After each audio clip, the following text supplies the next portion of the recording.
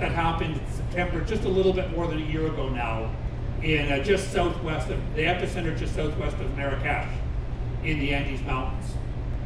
When you compare it against other earthquakes, the Richter scale is a measure of the intensity of the earthquakes, and it goes by powers of 10. So if you got the difference between 6 and 7 on the Richter scale, 7 is 10 times as powerful as 6. The most powerful earthquake measured in the world happened in 2004 in the Indian Ocean. And that was between 9.1 and 9.3 in the Richter scale. So compared to a 6.8, that's almost 1,000 times more powerful than the earthquake that took place. And I remember when that took place, and the tsunami that followed it, and it swept right across the Indian Ocean and killed between, I think the estimate's about 230,000 people at least that killed. The most cataclysmic earthquake was in China in 1974, and you never can find out the number of people that died, but between 250,000 to 700,000 people died in that earthquake. So the earthquake, just over a year ago in Morocco, in the inland of Morocco, was 6.8 on the Richter scale. A few problems, however, that contributed to the unfortunate outcomes to that. First of all, it happened at 11 p.m.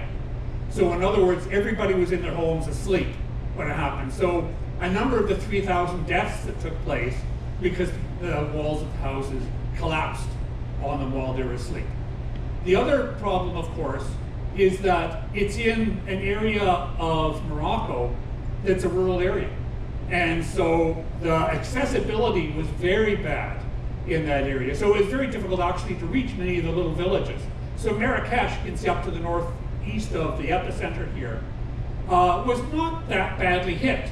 But many of the towns and villages that were the worst hit from it, they couldn't reach them for weeks because the roads were landslides in the roads and everything that couldn't get to them.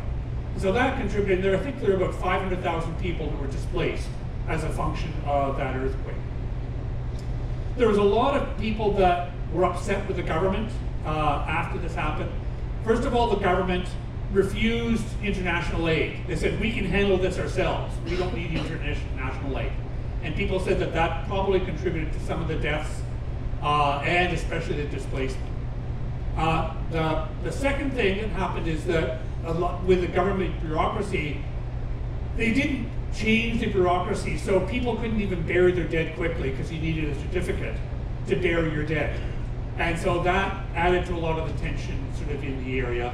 And as I said before, because it happened in those rural areas, it was inaccessible and it contributed to that. So I think they're still really recovering from that here a year later. The second challenge that Morocco faces is, as I said, youth unemployment, poverty, and inequality. King Mohammed VI, interestingly, sometimes termed the king of the poor. However, there are people that say that he travels too much, he's not seen very often, and just the very wealth of the monarchy reinforces that idea of a discrepancy or distance between what the poor have and what he has as well. Youth unemployment still remains around 25%, 25 to 30%. The poverty, actually, Morocco as a whole is doing quite well. I think it's defined, only 2% of the population is defined as poor. And if you go back even about 3 or 4 years, that was 4%. If you go back about 12 or 13 years, about 15%. So it's actually getting better in terms of the population that's defined as poor. However, it's that inequality that really is the problem. And you actually have problems now with nepotism and corruption. If people feel, there was a survey by the Arab Barometer, a nonpartisan research group in North Africa, and a survey of about 2,500 Moroccans. And they said that 2/3 of them believed that you needed to either have a connection or either a connection to somebody to get a job, or you had to provide a bribe or something to get a job. 2/3 of them to get a job. So that is an indicator right there of problems. And a very large percentage of the population still work in the informal economy. So it's much more difficult even to measure maybe about 1/3 of the GDP. So very inequality, and the inequality is distributed not uniformly across the country. So it's the Berbers and the poor in the east and the south that are the most poor. And the urban are not necessarily as bad off. The third and last one I want to touch on here, and this is my last slide, is tensions over the Western Sahara. The Western Sahara, as I say, was at one point occupied by Spain for many years, for about 100 years in the sort of 1800s.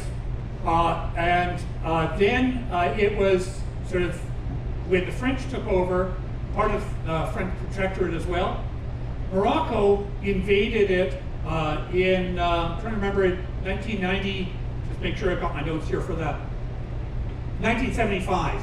And it was part of the Moroccan Green March, where 350,000 Moroccans, unarmed Moroccans, made their way down to Tarfaya, the town or city right at the border of that dotted line there, the internationally recognized border, as a way of showing, a symbolism of showing that this is Morocco's territory wanted.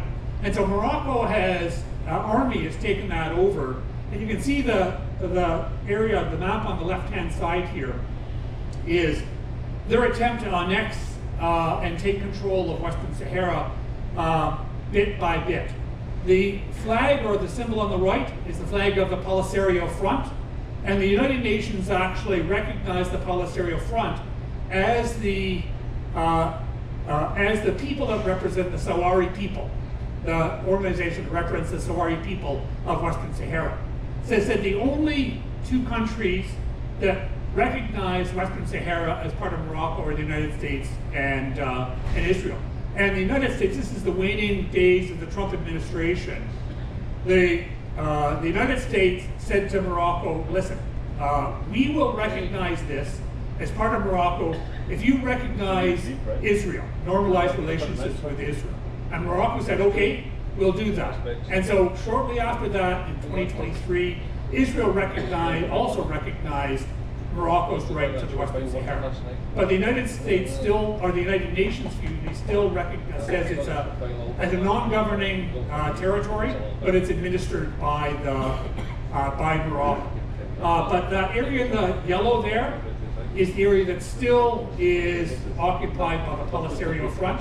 They've been at war with Morocco up until about sort of 1975, 1980, 75, and then there was a ceasefire that lasted about 25 years. And just in 2020, that they said that the ceasefire is over, and they're all once again starting up the conflict. But I want to end with this phrase by King Mohammed VI to give you some idea of his sentiment of Moroccans' right to the Western Sahara. He said, "We shall not give up 1 inch of our beloved Sahara, not a grain of its sand." So that gives you some idea. I don't know whether that's going to become more challenging and tension over the future, but that's one of the things we have to watch out for. So we're almost right at the 45 minutes. I'll take any questions or comments if you want, but I also want to mention that they're getting the most out of me because I'm up again at 11 o'clock and I'm going to talk about Gibraltar, both the peninsula and the Strait of Gibraltar. And I don't know where we are right now, whether we're going through Gibraltar or gone through, but we'll figure it out between now and 11 o'clock. Okay, any questions or comments on this? Yep.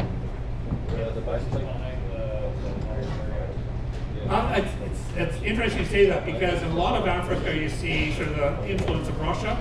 You don't see that here. So I'm not even quite sure myself who's actually providing them with arms. It tends to be a little more of a ragtag group. I better stop right now. If you have any questions, come on up to see me afterwards. Thank you very much.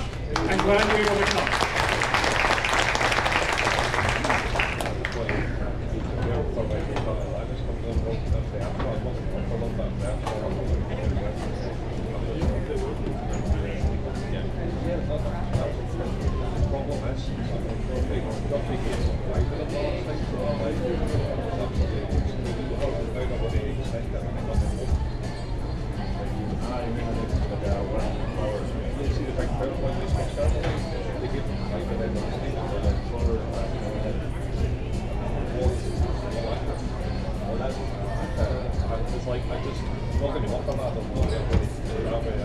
vilken gestaltning opvalt en absoluut voor je. Ja,